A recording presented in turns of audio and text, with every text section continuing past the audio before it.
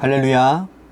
153 저녁기도에 오신 여러분들을 주님의 이름으로 환영하고 축복합니다. 오늘도 귀한 저녁 기도의 시간 가운데 하나님께서 우리들과 함께 하심을 경험하고 또한 이 시간 하늘의 은밀한 비밀과 또한 하나님의 응답하심을 마음껏 누릴 수 있는 귀한 저녁 시간이 되기를 간절히 소원하겠습니다. 오늘 하나님께서 우리들에게 주신 말씀 먼저 보도록 합니다. 요한계시록 19장 7절에서 16절 말씀까지 보도록 하겠습니다. 요한계시록 19장 7절에서 16절 말씀입니다. 우리 같이 한 목소리로 다 함께 봉독하도록 하겠습니다. 시작. 천사가 내게 말하기를 기록하라. 어린 양의 혼인잔치에 청함을 받은 자들은 복이 있도다 하고 또 내게 말하되 이것은 하나님의 참되신 말씀이라 하기로 내가 그 발 앞에 엎드려 경배하려 하니 그가 나에게 말하기를 나는 너와 및 예수의 증언을 받은 내 형제들과 같이 된 종이니 삼가 그리하지 말고 오직 하나님께 경배하라. 예수의 증언은 예언의 영이라 하더라. 또 내가 하늘이 열린 것을 보니 보라 백마와 그것을 탄 자가 있으니 그 이름은 충신과 진실이라. 그가 공의로 심판하며 싸우더라. 그 눈은 불꽃 같고 그 머리에는 많은 관들이 있고 또 이름 쓴 것 하나가 있으니 자기밖에는 아는 자가 없고 또 그가 피 뿌린 옷을 입었는데 그 이름은 하나님의 말씀이라 칭하더라. 하늘에 있는 군대들이 희고 깨끗한 세마포 옷을 입고 백마를 타고 그를 따르더라. 그의 입에서 예리한 검이 나오니 그것으로 만국을 치겠고 친히 그들을 철창으로 다스리며 또 친히 하나님 곧 전능하신 이의 맹렬한 진노의 포도주 틀을 밟겠고 그 옷과 그 다리에 이름을 쓴 것이 있으니 만왕의 왕이요 만주의 주라 하였더라. 아멘. 여러분들은 다 사춘기 시절을 다 보내보셨을 거라고 생각이 되어집니다. 사춘기 소녀들이 가지고 있는 연애와 결혼에 대한 환상은 보통 이런 거 아닙니까? 백마탄 왕자가 어디에 있다가 갑자기 나타나서 자신을 데리고 멋진 성으로 데려가려고 하는 그런 환상 말이죠. 그런데 여러분 그러한 환상과 또 결혼에 대한 연애에 대한 꿈은 시간이 지나가면서 성장하면서 성숙하면서 현실에 직면하면서 서서히 깨지고 사라지는 것을 경험하게 됩니다. 이제 성숙하고 성숙해져서 결혼 적령기가 되면 사랑하는 사람이 생겨서 마음에 두고 고백하지 못할 때가 참 많죠. 고백하지 못하는 이유는 여러 가지가 있지만 결혼의 조건을 따져보기 때문이라는 겁니다.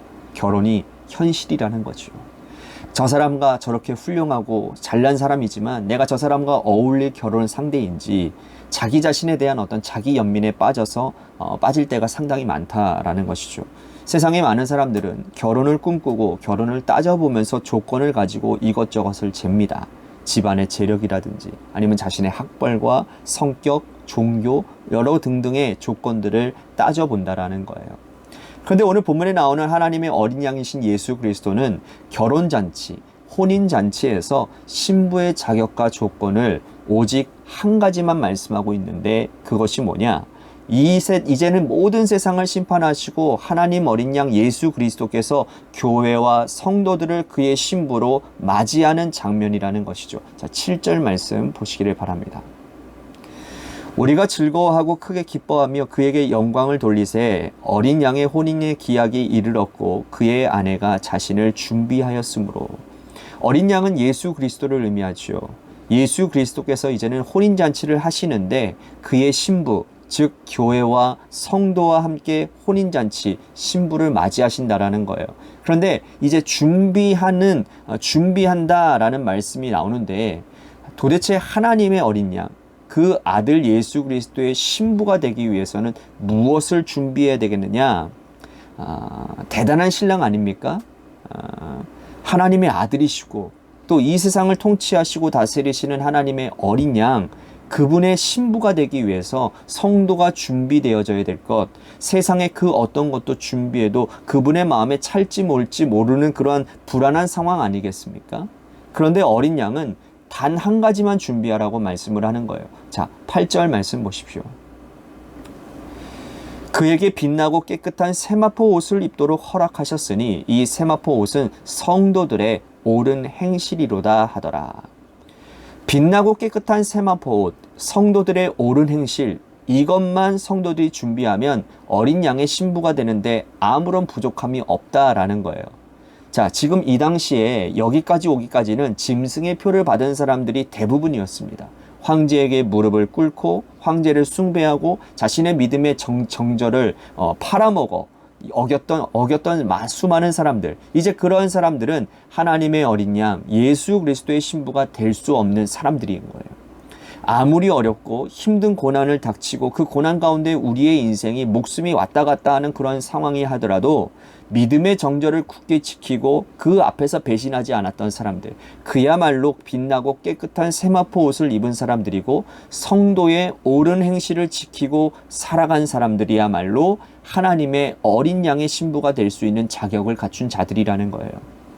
오늘 우리는 어떻습니까? 세상의 종말이 오고 우리가 이 땅에서 하나님 앞에 갈 그날이 점점 다가올 텐데, 나는 과연 하나님의 어린 양 예수 그리스도 앞에서 신부가 될 자격을 가지고 있는 자인가? 내 마음속에는 오직 하나님 말씀 한 가지만 자리 잡고 있어야 되는데 혹여나 세상의 다른 것들이 내 마음을 혼탁하게 하고 있지는 않은가? 지금 당장 예수님께서 공중에서 재림하시고 천사장의 호령 소리와 나팔 소리로 이 땅에 오시게 되면 우리는 예수님을 어린 양의 신부가 될 자격이 있는가? 오늘 우리 스스로를 한번 되짚어 볼 수 있는 기도의 시간이 되었으면 좋겠다라는 겁니다. 만약에 내가 그 앞에 설 수 있는 자신이 없다고 한다면 오늘 우리가 다시 한번 하나님 앞에 무릎 꿇고 나 자신을 다시 다잡고 오늘 오직 예수님, 오직 하나님 한 분만을 섬기겠다고, 내가 내 앞에 어떤 우상도 두지 않겠다라고 다시 결단하고 믿음 생활을 새롭게 다지는 그러한 여러분들이 되셔야 될 것 같습니다. 그래야 하나님께서 종말의 심판 날에 우리를 하나님의 신부로 옳은 행실을 가진 빛나고 아름다운 세마포 옷을 입힌 그리스도의 신부로 우리를 새롭게 세워줄 것이기 때문이라는 거죠. 본문은 이 백마탄 예수님이 어떠한 분이신지를 계속해서 설명하고 있습니다. 저는요, 잠깐 이 요한계시록의 이 말씀을 보면서 뭐가 떠올랐는지 아십니까? 여러분들 반지의 제왕 아세요? 이 반지의 제왕의 맨 마지막 전투 장면이 이 장면이랑 너무나도 똑같은 거예요. 백마탄 예수님이 거기에서는 간달프라고 하는 그런 마법사로 표현되고 있지 않습니까? 새하얀 옷으로 막 빛이 나는 그런 사람 아닙니까? 그죠? 그 사람이 이끌고서는 이 전쟁을 막 이기는 뭐 그러한 내용들을 저는 좀 오버랩을 좀 한번 해보게 되었는데요. 어쨌든 뭐 그렇다라는 겁니다. 어쨌든 간에 오늘 백마탄 예수님이 어떠한 분이신지를 계속해서 설명하고 있는데요. 자, 11절 말씀 보십시오. 또 내가 하늘에 열린 것을 보니 보라 백마와 그것을 탄 자가 있으니 그 이름은 충신과 진실이라. 그가 공의로 심판하며 싸우더라. 다시 말씀드린다면 백마탄 사람은 바로 예수 그리스도를 얘기하는 것이죠. 예수 그리스도의 이름을 설명하고 있는데 오늘 말씀에 충신과 진실 그리고 공의, 이 세 가지로 예수 그리스도를 가장 잘 표현하고 있는 단어로 사용하고 있다는 겁니다. 여기서 이 충신은 하나님께 대한 충성을 의미하는 것이죠. 예수님은 하나님에 대한 충성스러운 아들이었습니다. 하나님의 말씀에 절대적으로 충성하셨습니다. 하나님께서 어떤 말씀을 하시든 간에 그 말씀을 지키려고 애를 쓰고 노력하고 하나님의 말씀에 대해서는 한 절도 빠뜨리지 아니하시고 지켜낸 하나님의 아들이셨어요. 예수님은 십자가에 죽기까지 하나님께 순종하며 나아가셨죠. 하나님이 그 아들 독생자 예수 그리스도를 이 땅에 보내신 것은 십자가에 달려 죽으라고 보내신 거예요. 아들의 죽으심으로 하나님이 사랑하시는 온 세상 인류를 구원하시고자 하시는 하나님의 뜻을 이루고자 하심이었죠. 그러므로 아들 예수 그리스도는 아버지께 충성하시되 죽기까지 충성하셨다라는 겁니다. 두 번째 예수님을 나타내는 이름이 진실인데, 진실은 성도와 이 땅의 백성들에 대한 예수 그리스도의 삶의 방식을 의미하는 겁니다. 예수님은 이 땅에서 공생의 생애를 사시면서 한 번도 사람을 속인 적이 없으십니다. 말씀하셨으면 그 말씀대로 행하셨던 분이에요. 내가 너희를 사랑한다 라고 말씀하시면서 십자가에 달려 죽기까지 그 사랑을 표현하신 분 아닙니까? 그래서 예수님은 진실하신 분인 거예요.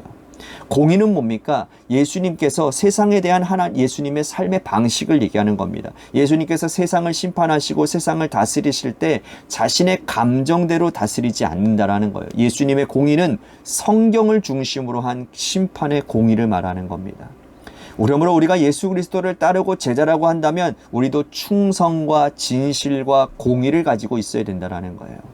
우리가 예수 그리스도 어린 양의 신부가 되려고 한다면 신부의 자격으로 우리도 충성스러운 주님의 종이 되어야 되고 진실함 가운데 공의 가운데 있어야 된다는 겁니다. 하나님의 말씀에 대해서는 절대적으로 충성해야 되고 사람에 대해서는 거짓말하지 말아야 되고 또 세상에 대해서는 하나님의 말씀을 가지고 공의를 가지고 세상을 대해야 된다는 거예요. 우리 스스로를 다시 한번 돌이켜 봤으면 좋겠습니다. 나는 하나님의 어린 양, 그의 신부가 되고 싶은데 말씀에 대해서 충성스럽지 않고 하나님의 백성들 또 성도의 교제에서 거짓말을 일삼고